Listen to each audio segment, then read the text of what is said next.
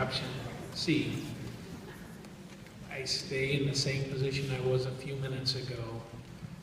If we fail, not we, if the state fails us in the direction that we are heading, and we need to move forward, and we take action on Lincoln Way Central, and the numbers do not put us over the top with that, a simple thought that I have, which might be skewed, but if the ISBE approaches us, and we then have to go back in and open one school that we closed, and close 2 schools that we kept open, I think there would be mass chaos within this district.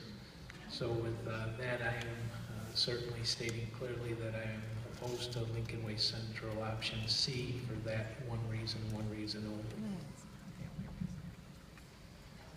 I disagree. I respectfully disagree.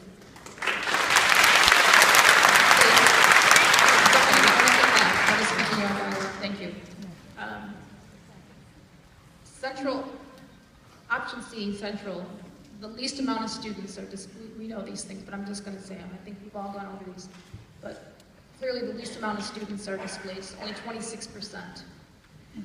Central has we have a lot of life safety issues amongst all 4 buildings. However, almost nearly 50% of those improvements are here in this building. And this is a beautiful building.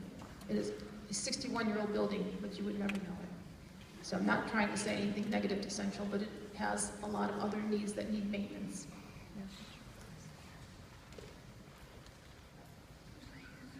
Closing this building, and I want to stress this, closing this building, aside from those, and it also saves the most money. We know this. However, Christine, actually, Lincoln Way East would well, say you're right, by a few dollars, you're correct. Thank you, Kevin. But to the point that Mr. Malloy made, and Mr. Sala made, getting the 3 schools open and getting us off of that wait list is going to be a challenge. It's not going to be easy. Closing Central also means that the district offices would remain here for a spell, and not be able to have them stay here, or at least for the next year, we know that for sure. But that's going to take away at some of the savings because it will be using utilities. So that's another factor. But I'm willing to take that risk. I'm willing to work harder at finding other ways to cut expenses. I'm willing to work harder to find ways to raise other revenue. We have to explore and research those over the next 12 months, if not sooner, to keep 2 state-of-the-art, beautiful, brand new buildings open. I can't in my right mind say,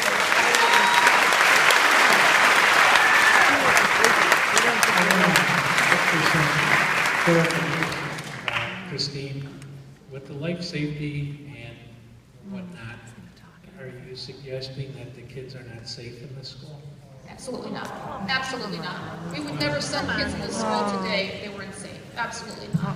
I'm talking about ongoing maintenance. All of our buildings, your own homes, you have ongoing maintenance. We all know this. So no, I'm not suggesting that they're not safe. Not at all. Well, that's the only reason I do bring that up, Christine, is many of these emails are stating that we're putting children in an unsafe environment. So I just wanted to make sure you didn't feel that. You know, I think we call it a capital improvement project list, what Christine is referring to, and you know, we're looking at some pretty hefty numbers moving forward in maintaining older buildings. That's something that we need to put into consideration. We're looking at a cost savings scenario, and why are we here? You know, why are we sitting here tonight? We're sitting here tonight because of the financial condition of the school district. That's why we're all here. Let's keep that in perspective. That's why we're having this discussion. And the board needs to make their decision tonight based upon physical considerations, the facts, the numbers, the option that will have the biggest impact to the bottom line. We have to see that savings coming into our budget with the goal of stabilizing this district in order to get off the financial watch list as soon as possible. Yes, there's an inherent risk in what the state may do, those what-ifs.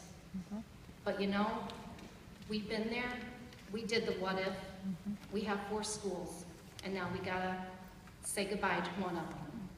It's hard, it's tough. And I'm telling you, we cannot base this decision on any emotional tie, any emotional bias. Take the emotion out of it, use the logic.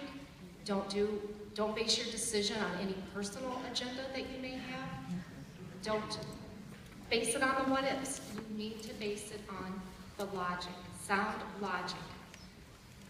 This decision will impact us all. We're all Lincoln Way. We're going to pull together as a community, the Lincoln Way community, whatever our decision will be tonight. Our children, my child, your children will continue to receive the highest quality education here at Lincoln Way, regardless of the outcome of this decision and whichever school they attend. Tim Conway gave you his word tonight that our staff will be prepared to educate them.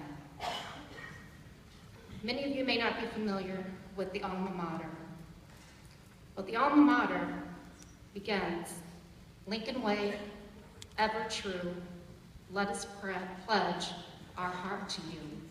It doesn't say Lincoln Way Central, Lincoln Way North, Lincoln Way East, Lincoln Way West. It's Lincoln Way. So I urge you to support us all in this decision, and I urge my board to make a financial decision that's going to be best for students. Look at the numbers that's going to balance the schools the best, that's going to have the biggest impact on the budget.